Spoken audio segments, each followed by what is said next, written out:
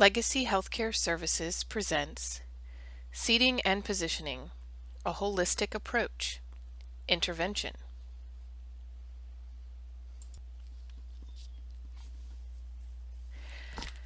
At the end of this section of the course, the participant will be able to be familiar with wheelchair indications, contraindications, and standards, differentiate between standard manual wheelchairs and power mobility devices, and complete necessary documentation to support medical necessity.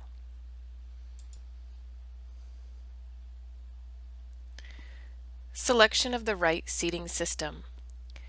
The intervention process is one that happens simultaneously with the evaluation process. During the patient evaluation, the therapist determines what activities the patient will participate in, what deformities are present, what abilities the patient possesses, how comfortable the patient is in his or her current seating system, if the patient requires or has caregiver assistance, transportation of the chair, and payment for the chair.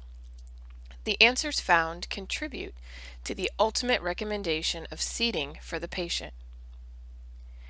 This presentation is designed to provide the therapist an overview of a seating system. This presentation is not intended to be an all-inclusive guide, but should assist the therapist in making appropriate decisions for the patient. With the multitude of products available, the therapist is encouraged to establish a relationship with a reputable vendor who can assist in the correct selection of the final product.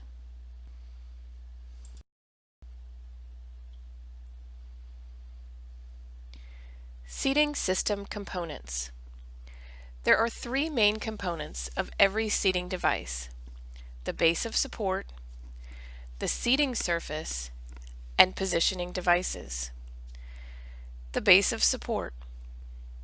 Otherwise known as the frame of the chair, the base of support could fall into any of the following categories: wheelchair, jerry chair, recliner, bedside chair, or specialty chairs such as the Broda chair or a bariatric chair. Seating surface. The type of seating surface affects the patient's pelvic positioning. Surfaces may be rigid, semi-rigid, or soft. Positioning devices. External devices that promote optimal seating include armrests, seat cushions, lateral supports, and headrests.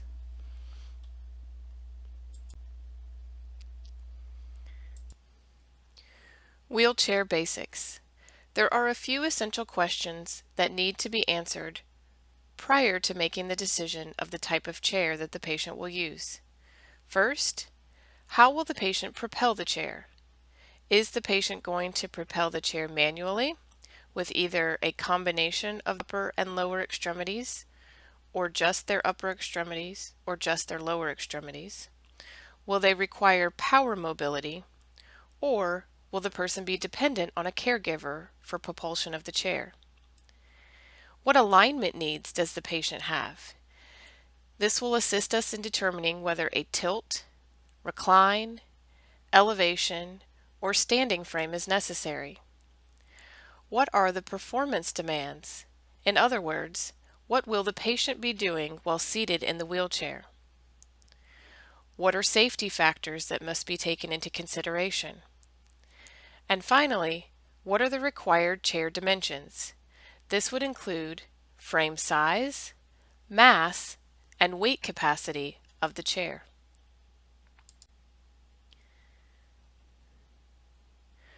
Wheelchair basics. Size. Wheelchair size is determined by the size of the patient. A standard adult wheelchair has a seat width of 18 inches and depth of 16 inches.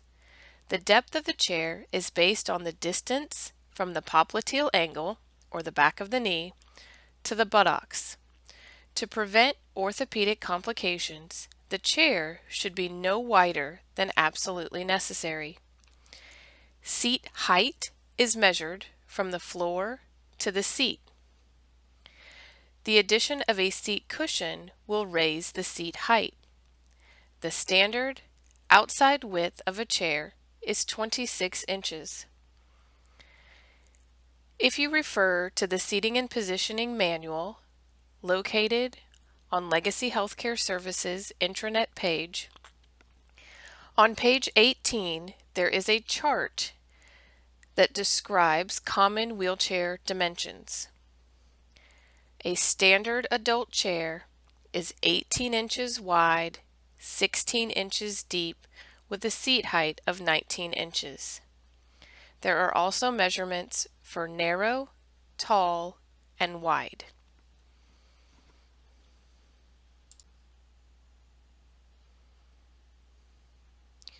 Wheelchair basics. Size. Seat height is measured from the floor to the seat. Standard is 19 inches from the floor. Remember, the addition of a seat cushion will raise the seat height. In general, the more components there are to a wheelchair, the heavier and more difficult to maneuver it will be. In addition to weight, the type of frame will affect a wheelchair's portability.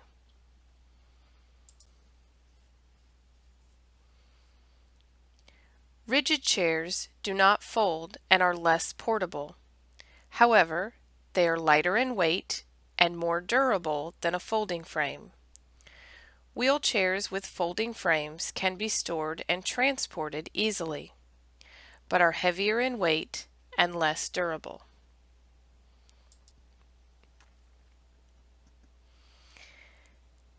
Standard base wheelchair types. A patient must have hip flexion to 90 degrees, adequate hamstring length, or 70 degrees at the popliteal angle, and good head control to be a candidate for a standard base wheelchair. If the patient does not meet these requirements, he or she may need a specialty base. A standard frame is the most frequent type of chair found in skilled nursing and assisted living facilities. These are basic, non-adjustable wheelchairs that are low in cost. They are difficult to maneuver and are not recommended for patients who will need a wheelchair for an extended length of time. On the other hand, a lightweight frame has a lighter overall weight when compared to the standard frame. The lighter weight makes it easier to maneuver for the patient, and there are more adjustability options for the therapist. This chair is recommended for the patient who is active and has good posture.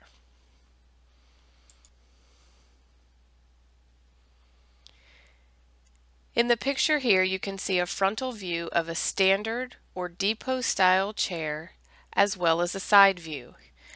This is your classic sling back, sling seat chair.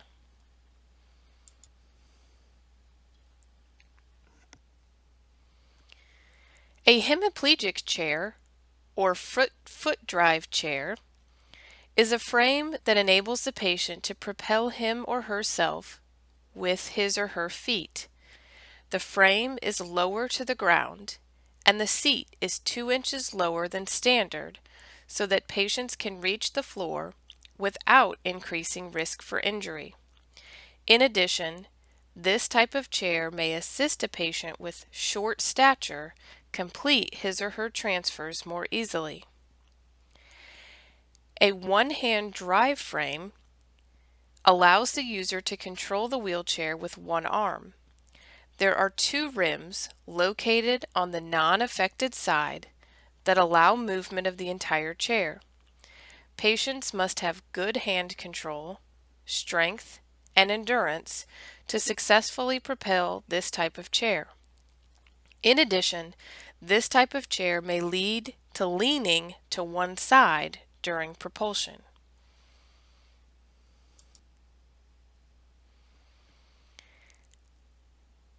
A folding frame. This type of frame allows the user to fold the chair for transport and storage. It can be easily modified to fit the specifics of the patient. It does require more energy to propel, and the upholstery wears out quickly.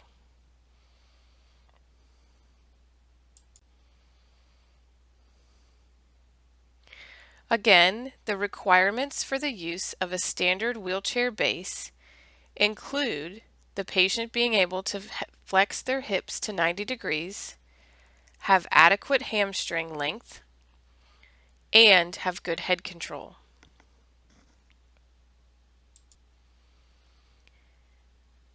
Moving from the basic wheelchair base to specialty wheelchair bases. The first type of specialty wheelchair base affects orientation in space. These chairs make it possible to adjust the patient's position in space, maximizing participation and decreasing risk of skin breakdown or injury. The first frame we will talk about is a reclining frame. Reclining frames come in both semi and full reclining. Think of the reclining frame like a lounge chair. The back reclines like a lawn chair, making the seat to back ratio adjustable. The importance of an adjustable back is necessary with a patient who has poor head control, is unable to tolerate an upright sitting position, requires pressure relief, and for those who may have hip extension contractures and slide out of a standard back chair. Reclining frame chairs are often more durable than other types. The brakes of the chair are positioned in the rear. It should be noted that while in the reclined position, the patient's available field of view will be diminished and may impact his or her ability to engage with the environment.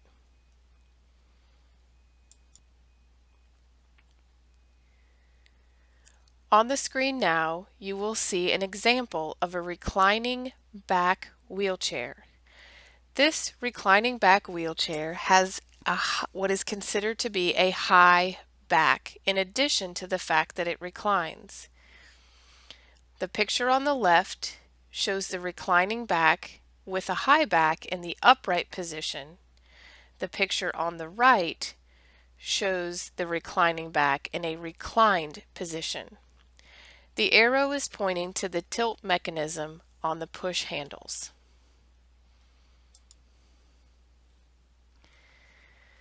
The next type of specialty orientation in space chair is the tilt in space. There are two types, a backward tilt in space and a forward tilt in space.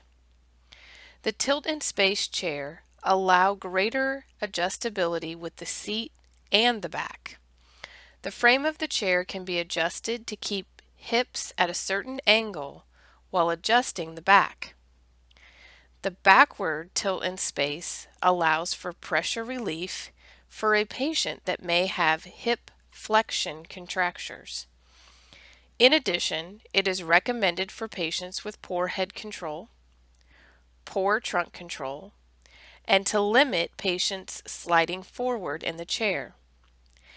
A head support is necessary when in the tilt position. A forward tilting chair is rarely seen in practice, but may be necessary for a patient that needs to be upright but lacks the hip range. This may be especially true during feeding. The therapist should be aware that there is an increased risk of the patient sliding forward and/or out of the chair in this position. The tilt option requires the assistance of a caregiver to put the patient in correct positions. Here you can see an example of a tilt in space chair. The bottom left picture is a close-up view of how to tilt the chair. So it's a mechanism on the side of the chair that the caregiver can step on to tilt the chair back in space. So the tilt in space, the entire chair moves in space rather than just the back.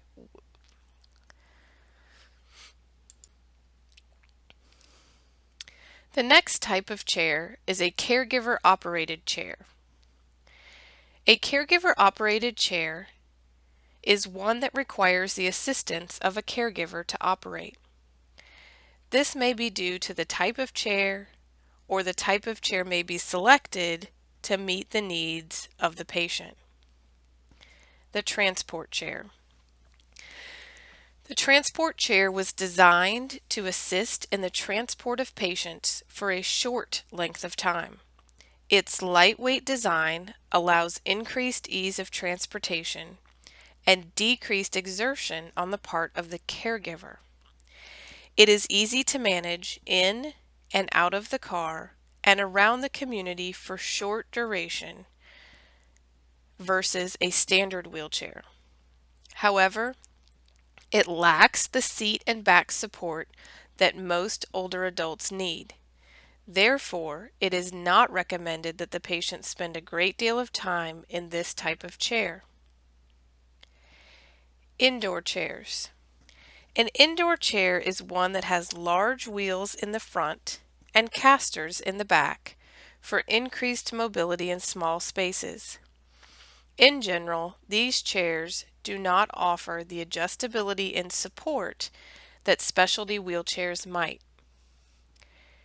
Geriatric chair. More commonly known as a geri chair, this type of chair allows a patient's feet to be elevated when the seat back is reclined. Although this chair may be appropriate for certain patients, positioning is very difficult to achieve and maintain. This type of chair does not allow the user to self-propel. In addition, transfers may be difficult as the armrests are not removable.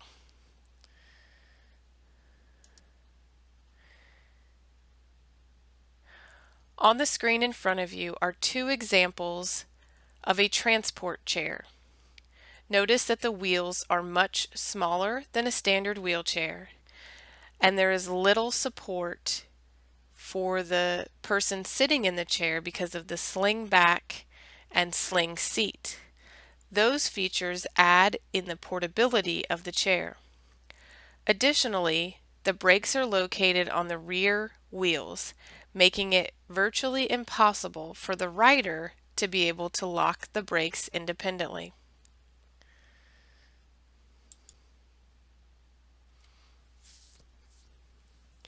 In this picture, you will see several examples of a geri chair in different positions. Again, the geri chair allows the person to have their feet up while the back is reclined. There is a reduction in mobility because the chair requires that somebody else push the patient in the chair. There is little adaptation that can be done for specific seating and positioning needs with a geri chair.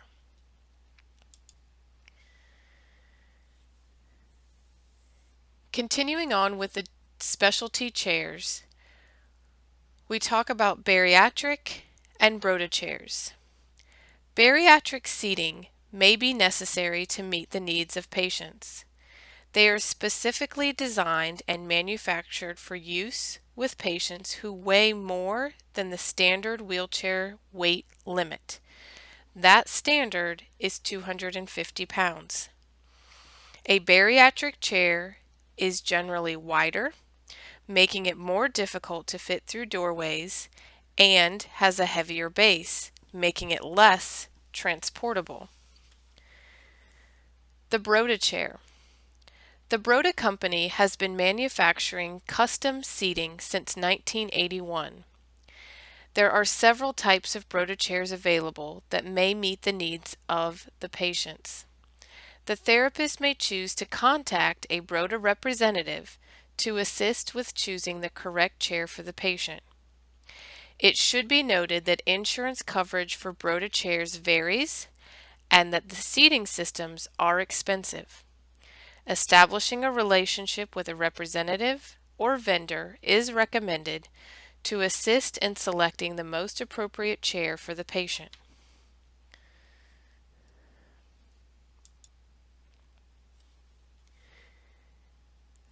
On the screen, you will see several angles of a Broda chair. Notice that it is more customizable than a Jerry chair. It still requires, in some cases, that the patient be transported by the caregiver. There are certain types of Broda chairs that will allow for the patient themselves to propel themselves with their feet.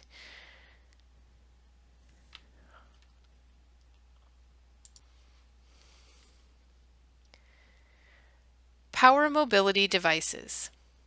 Power mobility may become an option for some patients. Patients may already own a device, or they may qualify for one. Working with a vendor is essential to obtaining a power mobility device that is right for the patient.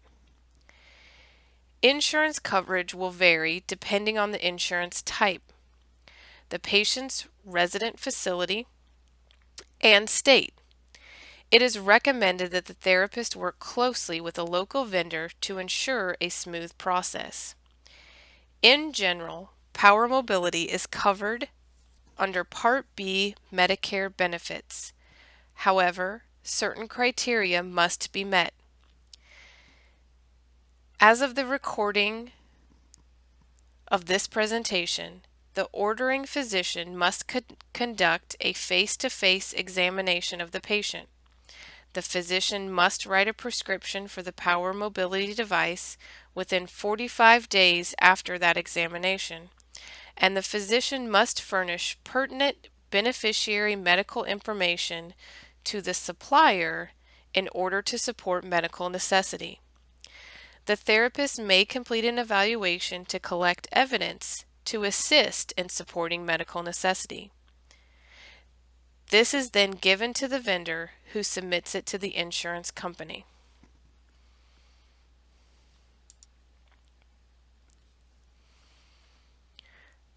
Power-operated vehicles, otherwise known as scooters. These devices are commercially available and are characterized by bar and lever steering. They are available in 3- or 4-wheeled models.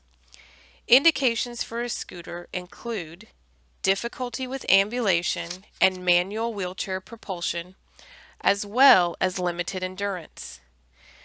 These difficulties should be documented as objectively as possible by the therapist.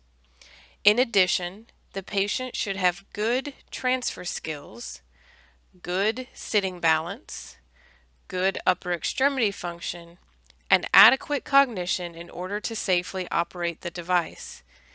The therapist is encouraged to work with a vendor and have the patient trial a device prior to making a final recommendation. This is to ensure safety with transfers as well as with the operation of the device. Power wheelchairs. A patient may be eligible for a power wheelchair if certain criteria are met. The patient must be able to safely operate the controls. They must be unable to propel him or herself in a manual wheelchair and fail to meet the requirements for a scooter. The acquisition of a power wheelchair requires extensive documentation and physician approval. Power wheelchairs can be customized to meet individual needs of the patient. This is often known as rehab seating.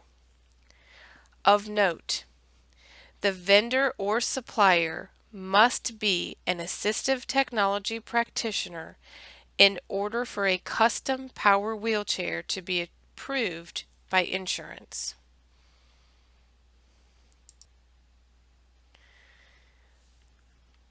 On the screen in front of you is an example of a power wheelchair. You can see that it is very similar in look to a standard wheelchair, except that the base is on a motor that is controlled by a joystick. A picture of the joystick can be seen in the bottom right-hand picture.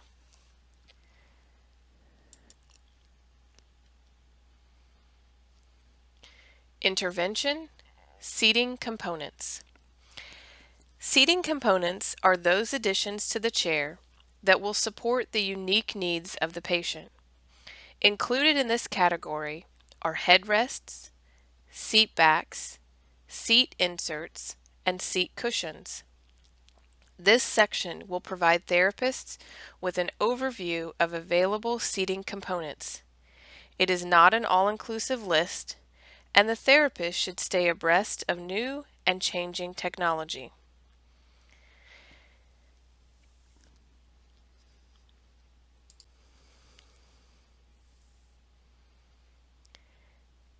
In order to properly select the seating components, the therapist should consider the unique needs of the patient as well as the activities that the patient will be participating in. The therapist may choose commercially available products that are more readily available, less costly, and returnable. With a commercially available device, the therapist has little control over the specifications. On the other hand, a custom-made device can meet the very specific needs of the patient. The therapist should note that custom-made devices are more costly, require more time to make, and often are not returnable. Again, it is recommended that the therapist work closely with a vendor. In the case of specialized seating, the vendor must be an assistive technology practitioner.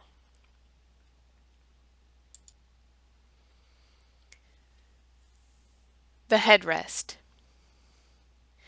A headrest may be indicated for a patient who has difficulty maintaining his or her head in an upright position. In addition, the headrest can provide support for a patient in a tilt-in-space chair when in the tilt position.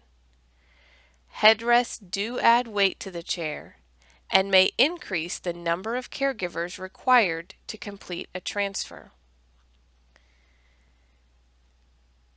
For further assistance in the selection of an appropriate headrest, please refer to Figure 3 in Appendix A of the Seating and Positioning Manual.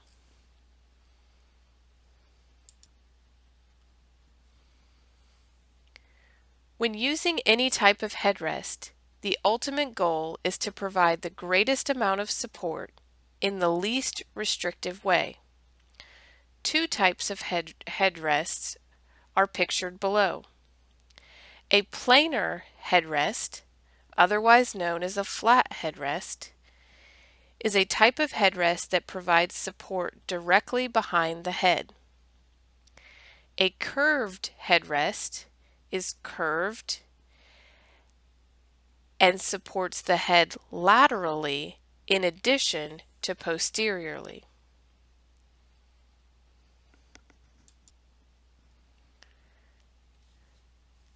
Seat backs. A seat back is designed to provide support and comfort for the patient. They range from very simple to extremely complex. In general, the back can be planar or flat, or it can be curved. Within each category, there are several types of backs. The more fixed a deformity the patient has, the more the back will need to be contoured to accommodate that deformity.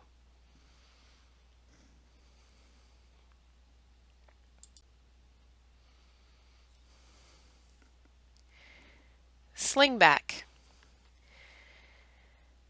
A slingback is the default back on standard chairs. It is usually made of a vinyl material that can easily be cleaned. It attaches to the wheelchair via two posts. This type of back provides the least amount of support for the user and can lead to a hammocking or rounding of the back. Adjustable tension. This type of back is an alternative to the sling back. It is generally made of a stiff fabric. Straps in the back of the chair allow the tension to be adjusted to the specific user, thereby decreasing the rounding posture. This can be a less expensive alternative to a custom molded back. The support provided is limited to how tightly the straps can be pulled. In addition, the straps will have a tendency to stretch over time, decreasing the amount of support provided.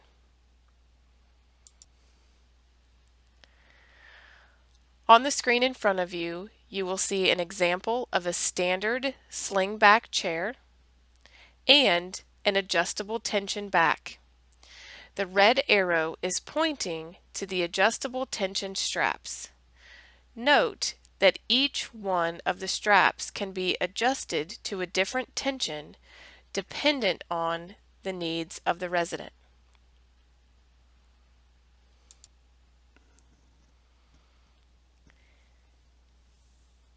Planar inserts. The planar insert provides a flat surface for the user to lean against while seated. It does not accommodate to the back as a sling back does. Therefore, the patient should meet certain criteria before recommending this type of back. The patient should demonstrate sitting range of motion that is within normal limits, have minimal orthopedic problems, and be able to assume an upright position. The back will provide increased midline stability in mild cases.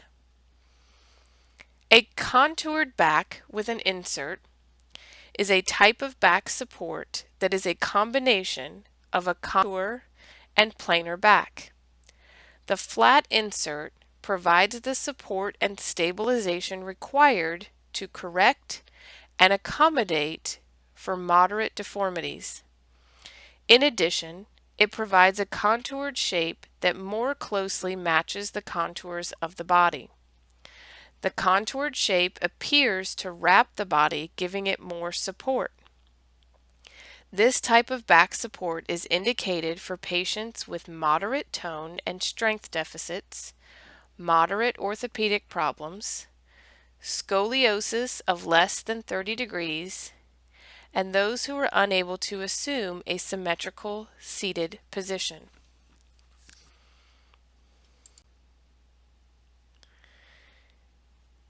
On the screen in front of you is an example of a contoured back chair.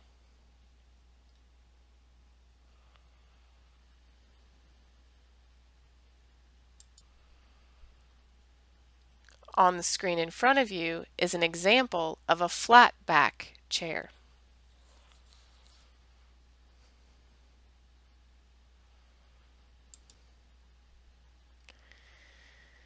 Clinical decision making.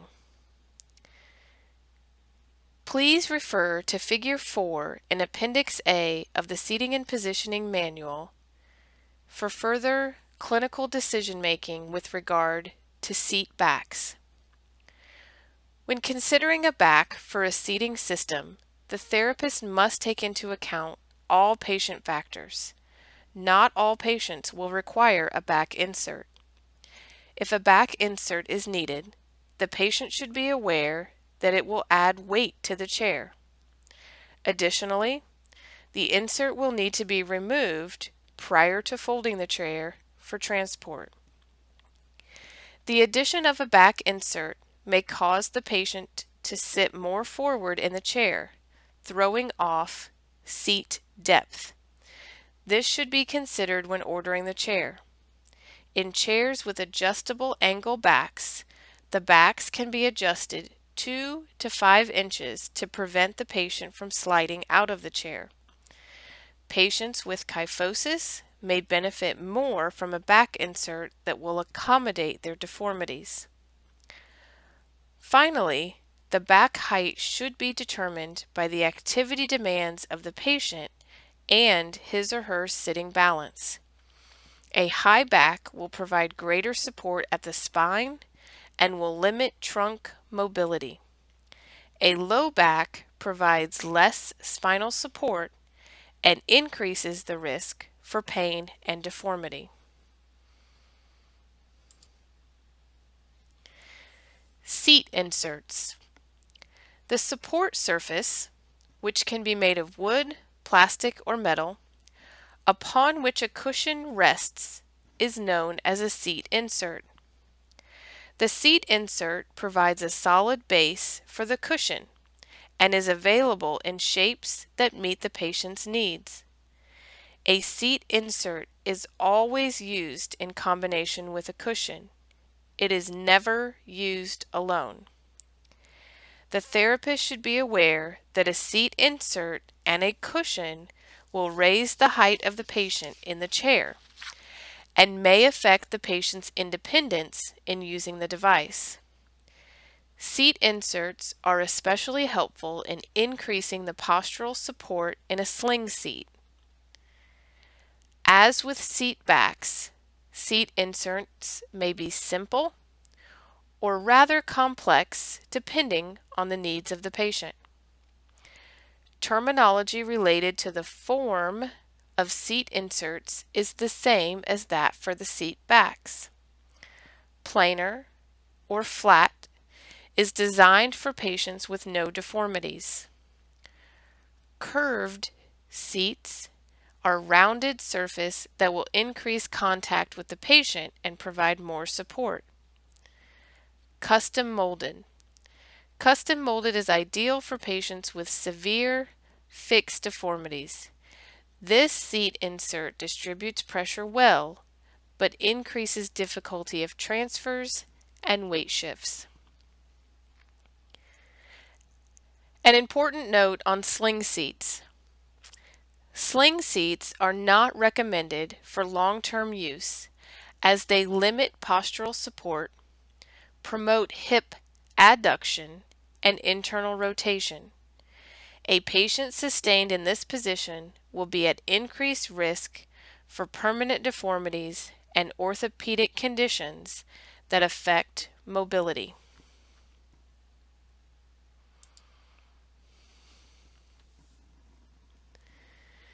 On the screen in front of you is an example of a planar or flat seat insert, as well as a contoured seat insert.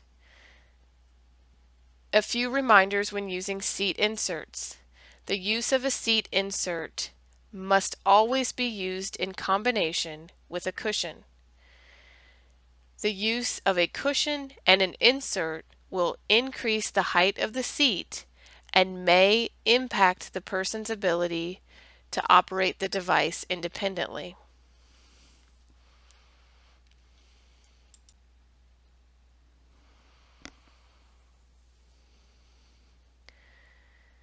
When considering a seat insert for a seating system, the therapist must be aware of all of the ways in which the insert will affect the patient's position.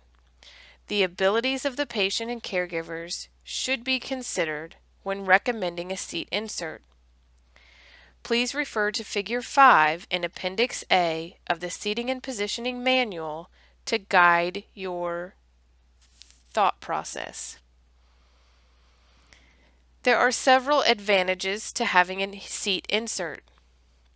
A seat insert will provide support for the pelvis and hips, thereby creating the pelvic stability that is needed for function. A seat insert will prevent internal rotation and adduction of the hips. It will provide a greater support surface for the cushion, and they are readily available or easily made. Disadvantages of seat inserts include the increase in the height of the seat, making it more difficult for the person to transfer, increasing the center of gravity, and increasing the reach to the rear wheels, thus decreasing the person's independence with self-propulsion. It can also reduce the knee clearance under tables. A seat insert will add weight to the chair. It may be uncomfortable for frail individuals, and it must be removed prior to folding the chair for storage.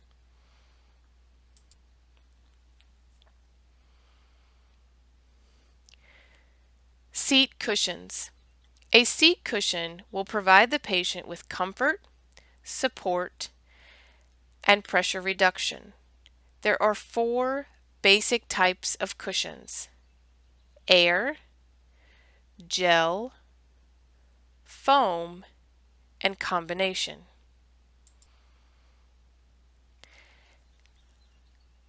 An air cushion is specifically designed for pressure redistribution and is appropriate for patients with skin integrity issues. On an air cushion, the body prominences float to minimize pressure sores. Research has shown that wheelchair push-ups are not effective in relieving pressure. 2 full minutes of relief are recommended for reoxygenation of an area. The picture on the screen is an example of an air cushion.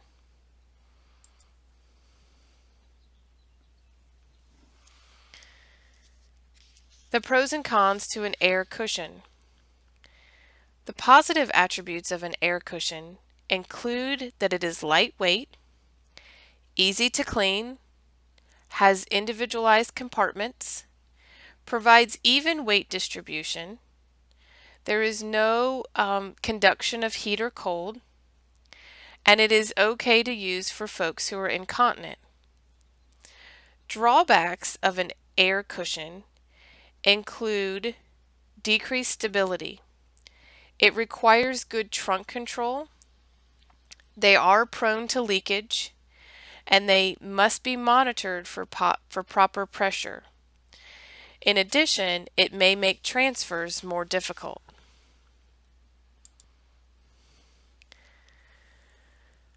Seat cushions, honeycomb. A honeycomb cushion is a specialty type of air seat cushion made of thermoplastic elastomers. It is available in double or single wall construction. These cushions are adjustable in length, width, and height, creating increased pressure absorption and contouring to the patient.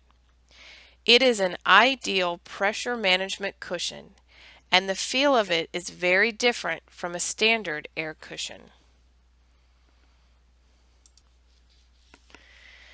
Advantages to a honeycomb seat include it is lightweight, it's cleanable, it provides airflow and shock absorption for the person sitting on the cushion, and it provides fair postural support.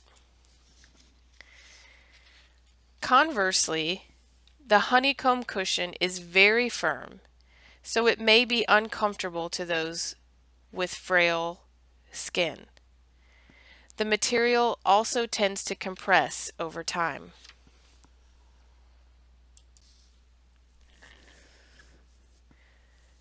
Gel seat cushions. Gel cushions are indicated for pressure redistribution and patients who require maximal postural support. This type of cushion will conform to bony prominences.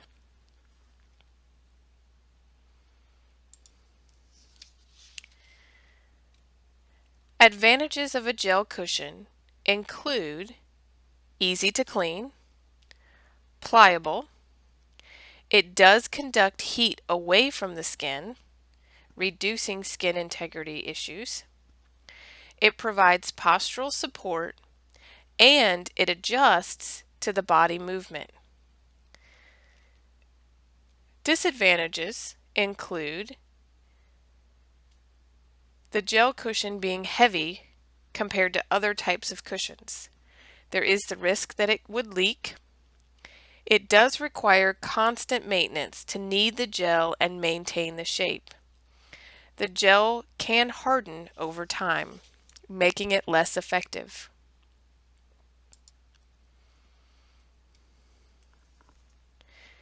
Foam seat cushions. Foam is most often used for custom adaptations. The therapist should be aware of the properties of the foam as they vary by brand and type.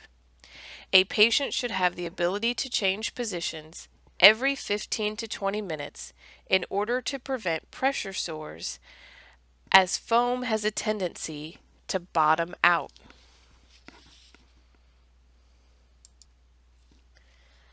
Advantages of a foam cushion include the cushion being lightweight and relatively inexpensive.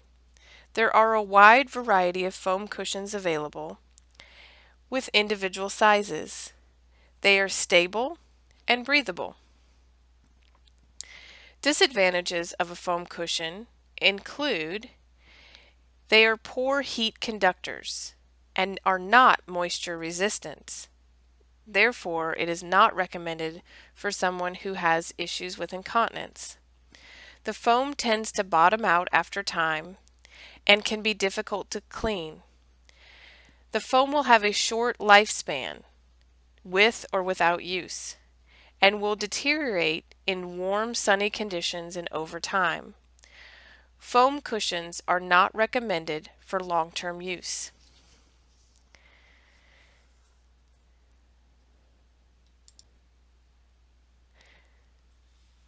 A combination seat cushion. A combination seat cushion combines the best materials from several other cushions that will provide the best properties for the patient.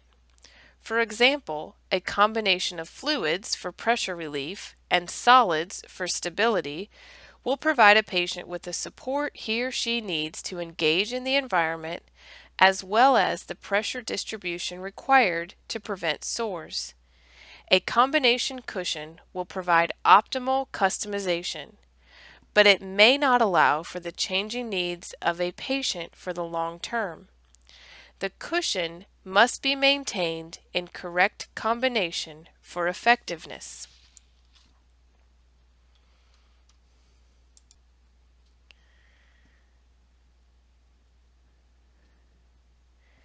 When making clinical decisions regarding seat cushions, the therapist should keep the following information in mind. No one cushion will meet all of the needs of the patient. No one cushion is the best at pressure relief. The therapist should consider the patient factors as well as the properties of the cushion. Pressure relieving properties, stability, ease of transfers, level of maintenance, and weight of the cushion should all be considered. The patient's wants and needs are taken into consideration along with what is required to promote function, independence, and safety.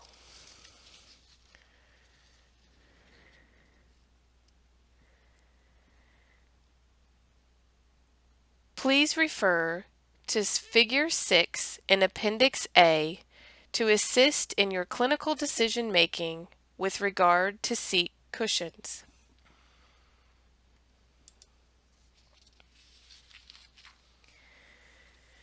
Intervention positioning components.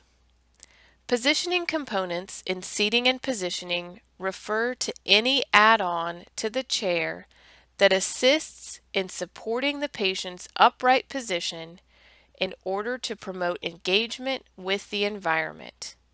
These can include, but are not limited to, trunk supports, armrests, lap trays, hip guides, knee adductors, pummels, wheel locks or brakes, pelvic positioning belts, front riggings, and leg rests.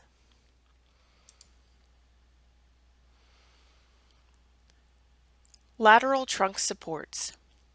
These add-ons are designed to support the sides of patients in order to maintain an upright posture. A lateral trunk support is indicated for patients with poor to fair trunk control, who lean to one side, or who have a diagnosis of scoliosis. A lateral support may hinder mobility if it is not appropriately placed. Trunk supports come in a variety of styles, each designed to provide a different type of support. As with other elements of support, trunk supports may be planar or flat, or contoured to provide more contact with the body, thereby increasing pressure distribution. As the name implies, swing-away supports swing out of the way during transfers. As with other seating system components, there are some aspects and effects of lateral trunk supports which may present problems for the patient and his or her caregivers.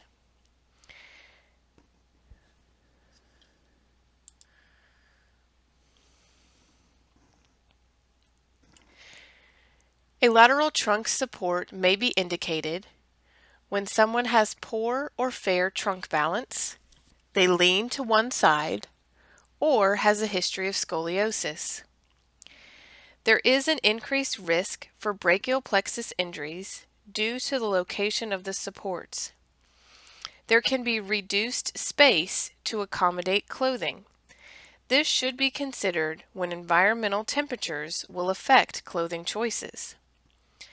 There can be restriction of movement in order to allow for additional trunk support. Finally, a lateral support will add weight to the existing chair. When making clinical decisions about lateral supports, the therapist should understand the importance of proper positioning of these supports. If supports are too far apart, they will not be effective in promoting midline posture. Yet, if they are too close together, excessive pressure areas will result. Likewise, the height of the supports must be appropriate. If supports are positioned too high, there is an increased risk of injury to the axilla or the brachial plexus. Supports that are positioned too low, however, will be ineffective in maintaining midline. Overly thick supports may interfere with the patient's ability to move his or her arms.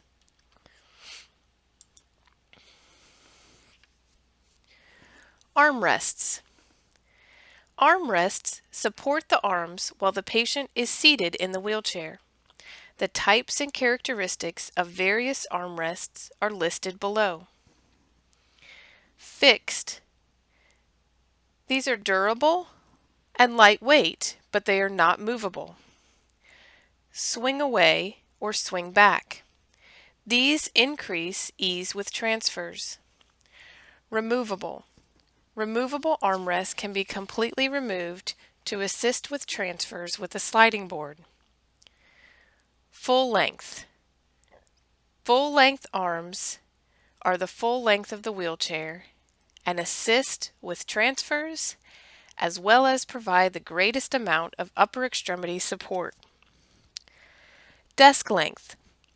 These arms are shorter in length to provide access to workspace and provide less upper extremity support than the full-length armrests.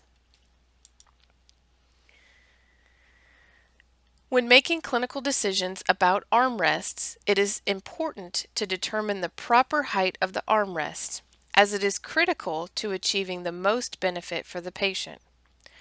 Armrests positioned too low can require the patient to lean forward or assume poor posture in order to maintain contact with the armrests, increasing the patient's expenditure of energy in a resting state. If the patient assumes a rounded posture, he or she could experience increased difficulty with breathing. On the other hand, armrests positioned too high could lead to scapular elevation and subsequent problems in the upper traps, head, and neck. In addition, a patient's ability to reach the wheels for self-propulsion may be hindered.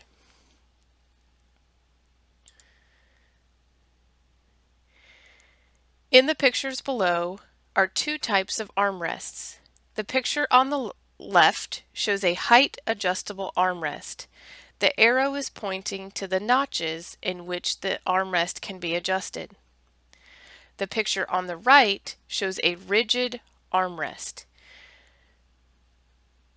You can often tell the difference between the armrests depending upon how they are secured to the chair. The rigid armrest on the right does not move up or down to accommodate differences in height.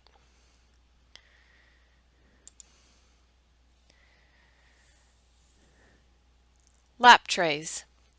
In general, a lap tray is a secure board fastened over the armrests to provide a work surface. However, please note that a lap tray is considered a restraint if the purpose is to prevent the patient from standing, or if it has no functional component, or if the patient cannot immediately remove the lap tray.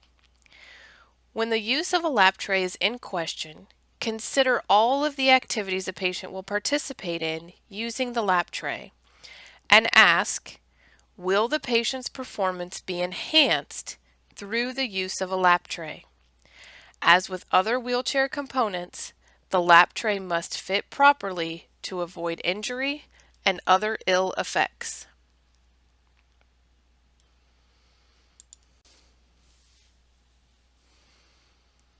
Hip guides.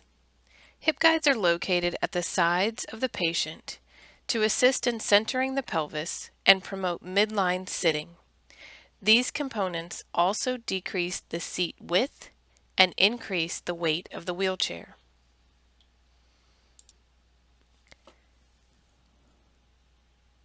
Knee adductors. Also known as lateral thigh supports, these additions are located at the sides of the chair, close to the knees, and are designed to decrease excessive hip abduction. They may be positioned precisely. If they are too far apart, they will not accomplish the intended purpose.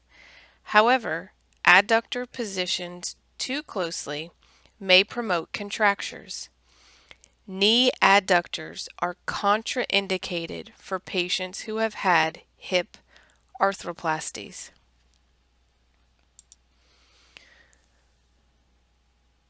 Pummels. The purpose of this padded structure is to minimize the risk for adduction contractures by keeping the knees separated. It is not designed to prevent a patient from sliding forward in the chair. The pummel should be located distally rather than next to the groin. A pummel will interfere with transfers. A removable one may be considered.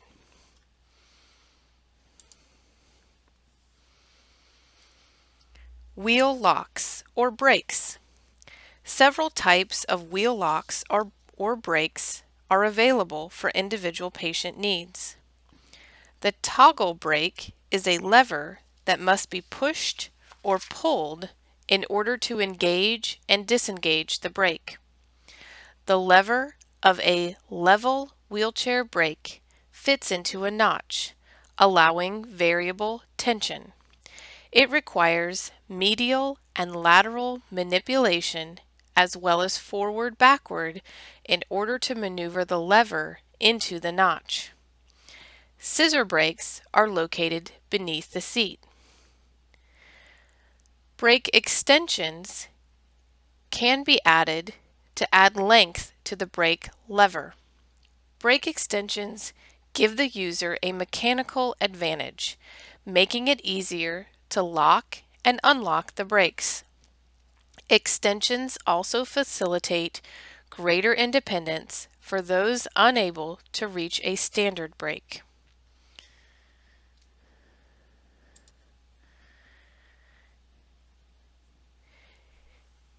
In the picture below, you will see examples of how the brake stops the wheel from moving. You will also see a caregiver-operated brake, which is one that's at the base of the chair. and a brake that has an extender on it.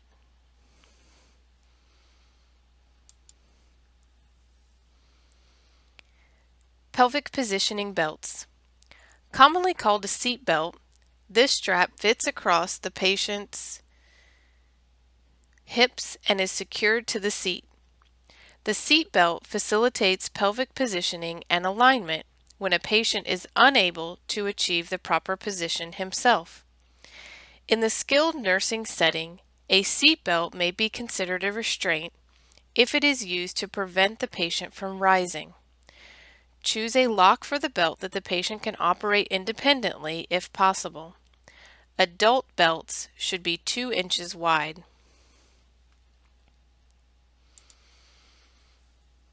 Clinical decision making for pelvic positioning belts. The pelvic positioning belt should be positioned at a 45-degree angle in order to maintain the pelvis in position. To allow more movement, the pelvic positioning belt should be positioned at a 90-degree angle. This belt position may allow the pelvis to tilt anteriorly. Peroneal straps wrap around each thigh individually to prevent sliding in a chair. A pelvic positioning belt located below the ASIS is recommended for strong extensor tone and forward sliding. This is a very aggressive form of prevention.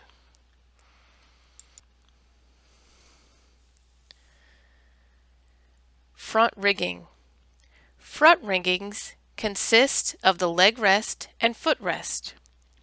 The front rigging prevents the patient's feet from contacting the floor during transportation. In addition, it provides distal support when the patient is in a seated position. There are various types of front riggings, including fixed leg rests with flip-up foot plates, swing-away foot rests, and elevating leg rests. Fixed leg rest with flip-up foot rests are the most standard type of front rigging and are extremely durable. The flip-up feature of the footrest allows for increased ease with transfers. However, the fixed position of the leg rests limits maneuverability, especially in tight spaces.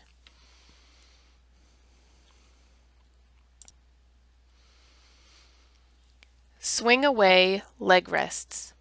Swing away leg rests are an adaptation of the fixed leg rest.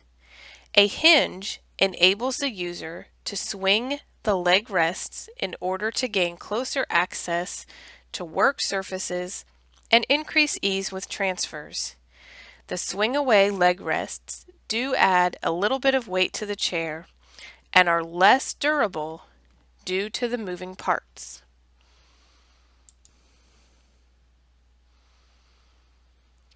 Detachable leg rests. Detachable leg rests can be removed from the base of the chair. Removing the leg rests enables access to tight spaces and can allow self-propulsion with lower extremities.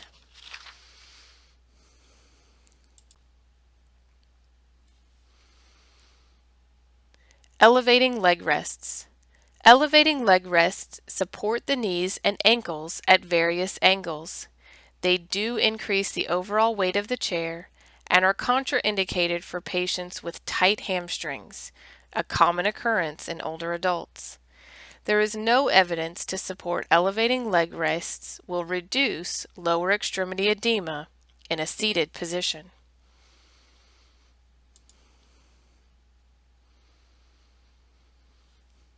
Additional components that you may see include rear anti-tippers. A rear anti-tipper is designed to prevent the chair from tipping backwards. Full body padding. A full body padding can be used to give more support in a reclined position. Small front casters. Small front casters will allow for increased maneuverability of the chair. A foot box. A foot box can be used when it is difficult for the patient to maintain each foot on a single footrest. Large rear wheel. A large rear wheel will make it easier for the patient to propel themselves with upper extremities.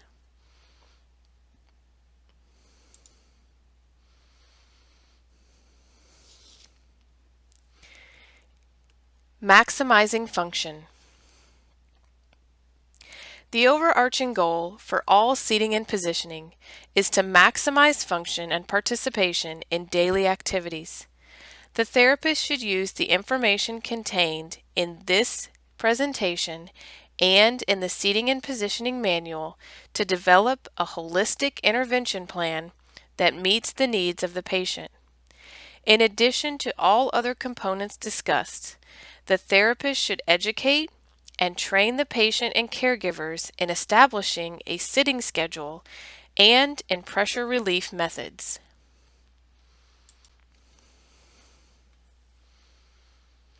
Sitting schedules and pressure relief. Evaluation of the patient's performance patterns in developing a sitting schedule will increase the ability of the caregivers to follow through with the positioning of the patient correctly. Identify the patient's daily routines. What are his or her habits and the timing of each activity that the patient participates in or wants to participate in. The rest schedule will reduce the influence of fatigue on patient performance. Research indicates that 15 to 30-second pressure relief through wheelchair push-ups is not sufficient to reduce the risk of pressure ulcers. Rather, it is recommended that a patient change position and hold for no less than 2 minutes to achieve maximum pressure relief. This can be incorporated into a therapy treatment plan with the patient building tolerance and strength to reach the 2-minute mark.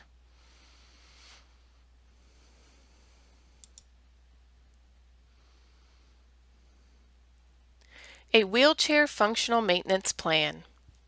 A successful intervention is only as good as the therapist's training and the carryover by the healthcare team. A good, descriptive, and easy to follow functional maintenance program is essential for ensuring the patient's ability to participate in daily activities. The staff who will carry out the functional maintenance plan should not only understand why the patient needs the seating system, but how to position the patient in that system.